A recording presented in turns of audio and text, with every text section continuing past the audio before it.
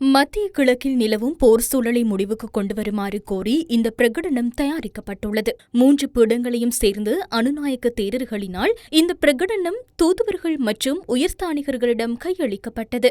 இலங்கை பெற்ற போர் அனுபவங்களை அடிப்படையாக கொண்டு வெறுப்புக்கு பதிலாக கருணையும், மோதல்களுக்கு பதிலாக கலந்துரையாடல்களையும் முன்வைத்து அமைதியான உலகை கட்டியெழுப்ப ஒன்றிணையுமாறு கலாநிதி கிரிந்தே அஸ்ஸஜி தேரர் அனைத்து தரப்பினரிடமும் கோரிக்கை விடுத்துள்ளார். At this very moment, a world peace walk is இந்த தருணத்தில் எமக்கு அருகிலேயே உலக அமைதி பேரணி ஒன்று இடம்பெறுகிறது.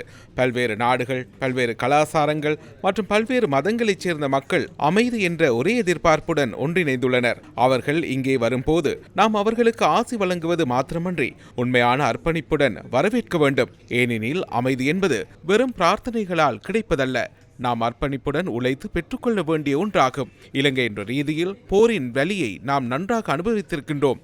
ஆனால் இன்றும் உலகம் முழுவதும் போர்களும் மோதல்களும் தொடர்கின்றன. எனவே நாம் கேட்க வேண்டிய கேள்வி இதுவே: இன்னும் எவ்வளவு காலத்திற்கு இதனை இப்படியே வேடிக்கை பார்க்க போகிறோம்? நாம் இப்போதாவது ஒன்றிணையவில்லை என்றால் வேறு எப்பொழுது ஒன்றிணையப் போகின்றோம்? இலங்கை ஒரு சிறிய நாடாக இருக்கலாம், ஆனால் நாம் ஒன்றிணைந்து நிற்கும் போது எமது குரல் உலகிற்கே கேட்கும் அளவிற்கு வலிமையானதாக மாறும்.